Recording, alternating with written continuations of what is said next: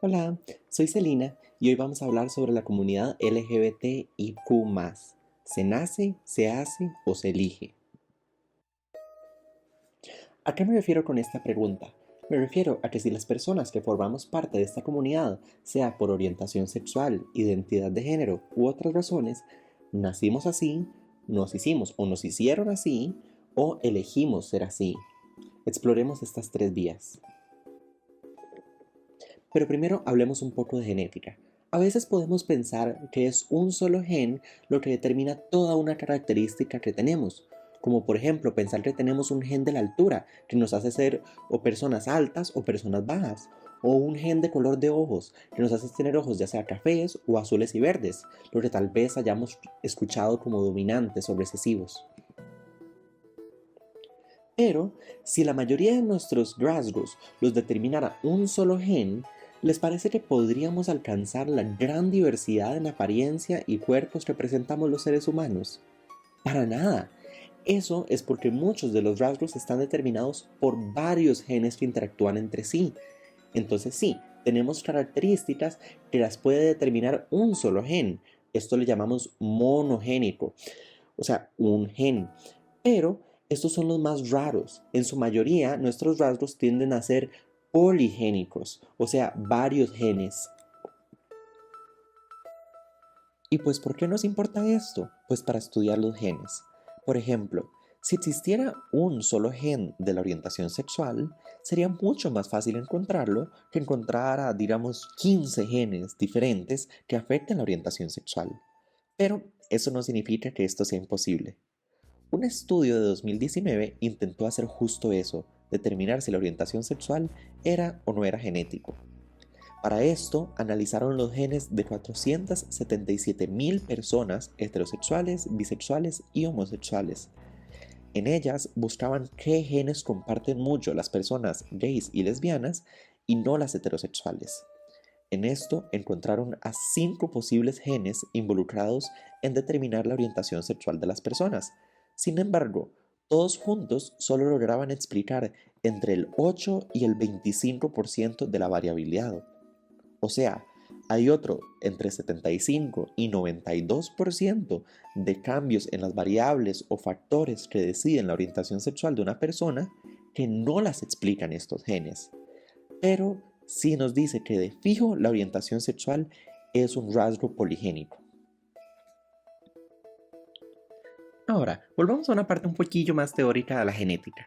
Normalmente nos dicen que tenemos 50% del ADN de nuestro padre y 50% de nuestra madre, o en casos quien haya aportado el esperma o el óvulo. Ahora, mientras que esto sí es cierto, eso significa que somos una mezcla perfecta, 50-50, de padre y madre. Pues aquí les introduzco un tema algo complejo que se llama la epigenética. Los genes son como el manual de instrucciones de la vida. Estos deben, por decirlo así, leerse por la maquinaria de nuestro cuerpo para que funcionen. Entonces, digamos que los genes dicen, vamos a hacer pelo rubio, no castaño. Pero, ¿qué pasa si yo les pongo mi delicada mano en la pantalla? Ya no se lee igual. Lo que está escrito es igual. Yo no lo cambié. Pero ya no lo pueden leer igual. Es más, ahora se lee vamos a hacer pelo castaño, que es muy diferente de lo que leímos al principio. Pues esto puede pasar en los genes, factores externos que no alteran lo que está escrito, pero sí cambian la manera en la que se lee y se expresan estos genes. Esto es epigenética. Usualmente se habla de epigenética para factores externos como el fumado y la dieta, pero para nuestros propósitos vamos a centrarnos en lo que es el ambiente uterino. Diferentes interacciones con las hormonas y el sistema inmune de la persona embarazada pueden tener un efecto en el desarrollo de la persona, en su orientación sexual y en su identidad de género. Ahora, veamos otros ejemplos. Los cerebros de personas cisgénero, hombres y mujeres, son diferentes entre sí. Hay partes marcadas que son de diferente tamaño entre estos sexos y se pueden escanear y clasificar acorde. Ahora, ¿qué pasa cuando examinamos los cerebros de una persona trans? o no binaria. Pues varios estudios han encontrado que los cerebros de personas trans binarias se asemejan más a los de su género autopercibido que al de su sexo asignado al nacer. Y en personas no binarias, su cerebro es más difícil de clasificar y queda, por decirlo así, como en el medio. O sea, por ejemplo, en un hombre trans es literalmente el cerebro de un hombre atrapado en el cuerpo de una mujer, y al revés para mujeres trans. O para personas no binarias es literalmente un cerebro que no calza ni con el de hombres ni con el de mujeres.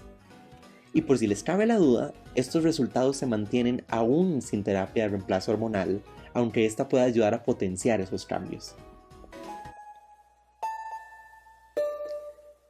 Ahora, ¿de qué otras maneras puede influir el ambiente, en especial la exposición a temas de este tipo?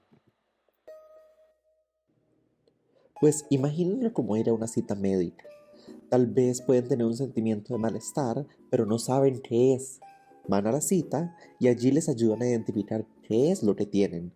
En la cita no adquirieron esa condición, solo les ayudaron a identificarla y tal vez les ofrecieron algún remedio. Entonces, tener exposición a medios así no va a convertir a nadie en nada.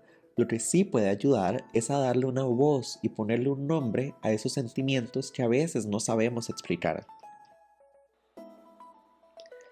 Ahora, volviendo a la pregunta original, ¿se hace, se nace o se elige? Pues realmente no hay una respuesta definitiva.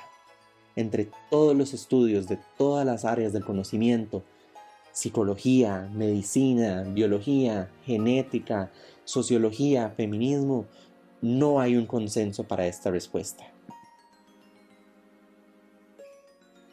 Ahora, lo que sí podemos hacer es explorar las diferentes narrativas que impulsa cada una de las vías. Por ejemplo, decir que decidimos puede ser muy empoderante para algunas personas, tomar el control. Lamentablemente, no todas las personas respetan decisiones así, y el decir que es una decisión también implica que podemos cambiarla. Como ponernos una camisa, podemos decidir quitárnosla y cambiar de camisa.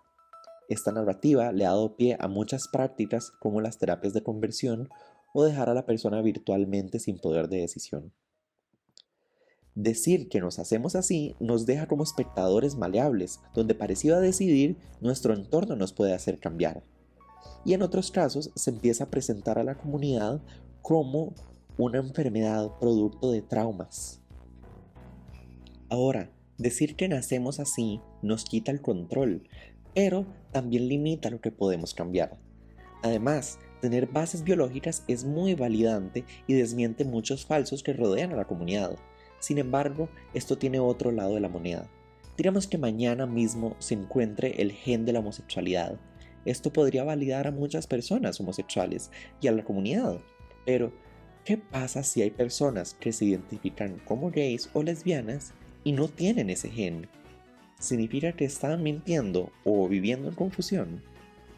Otro escenario negativo es en el que si encontramos bases biológicas así muy fuertes, podríamos no solo detectarlas antes de nacimiento, por lo que una persona podría seleccionar en contra de la comunidad, sino también que con los avances tecnológicos podría ser posible editarlo. Entonces, ¿con qué quedamos? Quedamos que sí hay bases biológicas para ser parte de la comunidad LGBTIQ+, que pueden venir del nacimiento e influenciarse por nuestro ambiente. Nuestros cuerpos hablan, pero no sabemos todo de cómo funcionan. Y hasta que como sociedad no sepamos bien qué hacer con ese conocimiento, podría ser para lo mejor. Muchas gracias y a continuación les dejo mis referencias.